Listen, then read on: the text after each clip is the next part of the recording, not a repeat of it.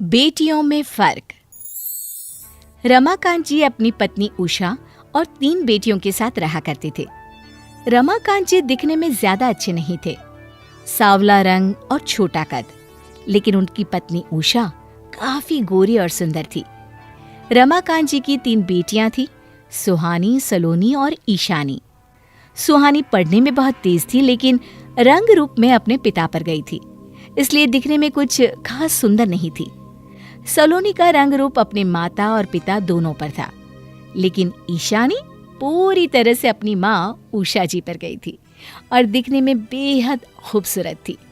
लेकिन ईशानी पढ़ने लिखने में बिल्कुल अच्छी नहीं थी। उषा जी को हमेशा से ही गोरे रंग वाली बेटी से ज्यादा प्यार था। ईशानी, कहाँ हो बेटा? ये देखो, ये ड्रेस तुम पर बहुत अच्छा लगने वाला है। अभी मार्केट गई थी ना, तो तुम्हारे लिए लेकर आ गई। थैंक यू मॉम, ड्रेस तो बहुत सुंदर है और देखना, इसको पहनकर मैं बहुत अच्छी लगने वाली हूँ। अरे उषा, ये ड्रेस लाने की क्या जरूरत थी? ईशानी को अभी कुछ दिन पहले ही तो तुमने ड्रेस दिलवाया था ना।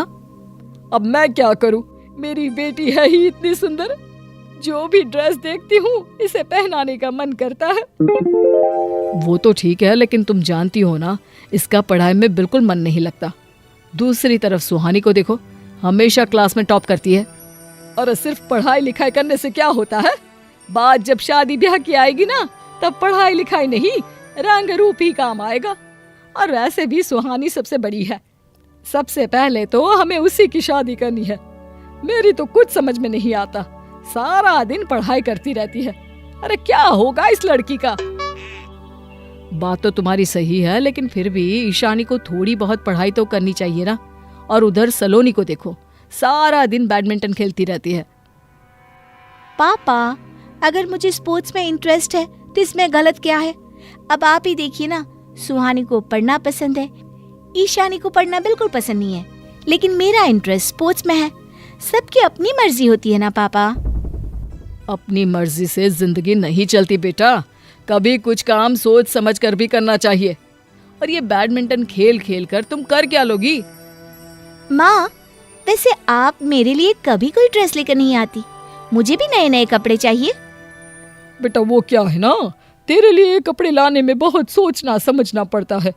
तेरे ऊपर सारे रंग अच्छे नहीं लगते ना। माँ, आप हमेशा ईशानी के लिए अच्छी अच्छी ड्रेस लेकर आती हैं। आप हम सब में भेदभाव करती हैं, ये बहुत गलत बात है। हम कोई भेदभाव नहीं करते बेटा। और ये तुम किस तरह से अपनी माँ से बात कर रही हो? धीरे धीरे वक्त बीतता गया। रमाकांत जी और उषा जी अपने तीनों बेटियों में काफी भेदभाव किया करते थे। ईशानी सबसे ज्यादा सुंदर थी, इसलिए उषा जी उसे बहुत पसंद करती थी। रमाकांत जी सुहानी को पढ़ाई लिखाई में तेज होने की वजह से पसंद करते थे, लेकिन उसका रंग रूप कुछ खास ना होने से बार बार उससे नाराज भी हुआ करते थे। धीरे धीरे सुहानी और ईशानी शादी के लायक हो गई। दोनों में सिर्फ 1 साल का अंतर था। आज सुहानी को लड़के वाले देखने आने वाले थे। मेरी तो कुछ समझ में नहीं आ रहा, अगर लड़के ने हमारी बेटी को पसंद नहीं किया तो क्या होगा? उषा, तुम एक काम करना, ईशानी से कहना कि वो घर के अंदर ही रहे। कहीं लड़के वालों ने उसे देख लिया तो मुझे पूरा यकीन है कि सुहानी की जगह ईशानी पसंद आ जाएगी। हाँ जी, आप ठीक ही कहते हैं, आप जैसा कहते हैं वैसा ही करूंगी।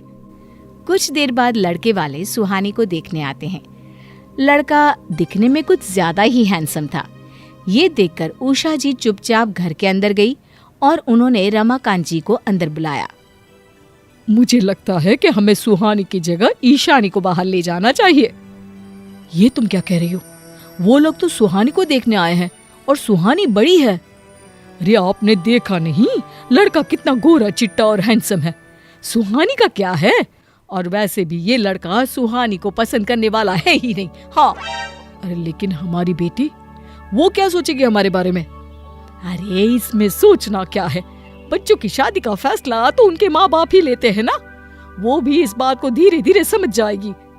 रमाकांत जी और उषा को बात करते हुए सलोनी ने सुन लिया था। ईशानी, तुम एक काम करो, जल्दी से साड़ी पहनकर तैयार हो जाओ। लेकिन माँ, मैं क्यों? लड़के वाले तो सुहानी को देखने आए हैं। अरे जैसा मैं कहती हूँ वैसा करो। कितना गोरा चिट्टा लड़का है, वो सुहानी को पसंद करने वाला नहीं है। हाँ माँ, आप ये क्या कह रही हैं? आप मेरे साथ ऐसा कैसे कर सकती हैं? पहले आपने मुझे तैयार किया और अब आप कह रही हैं कि ये लड़का ईशानी को देखने आया है। तुम चुप करो बेटा, हम तुम्हारे माँ बाप हैं, जो भी करेंगे तुम्हारे भले के लिए ही करेंगे। इतना कहकर रमाकांत जी और उषा ईशानी को तैयार करके बाहर ले आते हैं। लड़के को ईशानी पहली नजर में पसंद आ गई क्योंकि वो दिखने में बहुत खूबसूरत थी। लेकिन जैसे ही लड़के ने ईशानी को पसंद किया, सलोनी वहां पर पहुंच गई और उसने लड़के से कहा, आपने ईशानी को पसंद किया है, क्या आपने उससे कोई बात की है? हाँ, आपके कहने का क्या मतलब है? देखिए, आप मेरी बड़ी बहन सुहानी को देखने आए थे और आप एक पढ़ने में इंटेलिजेंट लड़की से शादी करना चाहते थे और सुहानी बिल्कुल वैसी ही है।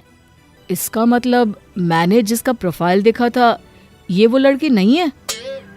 सलोनी, ये तुम क्या बात कर रही हो? जाओ अंदर जाओ, यहाँ बड़ों के बीच में तुम्हारा क्या काम है? मैं सच कह रही हूँ, मेरी एक बड़ी बहन है सुहानी और आज आप उसी से मिलने के लिए यहाँ आए थे।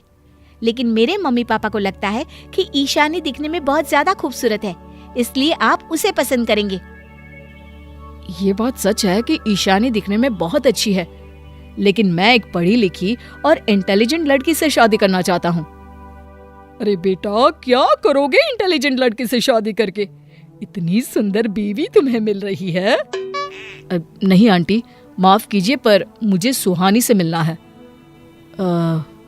अच्छा ठीक है, मैं सुहानी को बुला कर लाता हूँ। जैसे ही सुहानी बाहर आई, उस लड़के ने सुहानी को देखकर कहा, आपकी दोनों बेटियों के रंग रूप में बहुत फर्क है, लेकिन फिर भी मुझे सुहानी पसंद है क्योंकि उसकी पढ़ाई लिखाई और इंटेलिजेंस से मैं बहुत इम्प्रेस हूँ।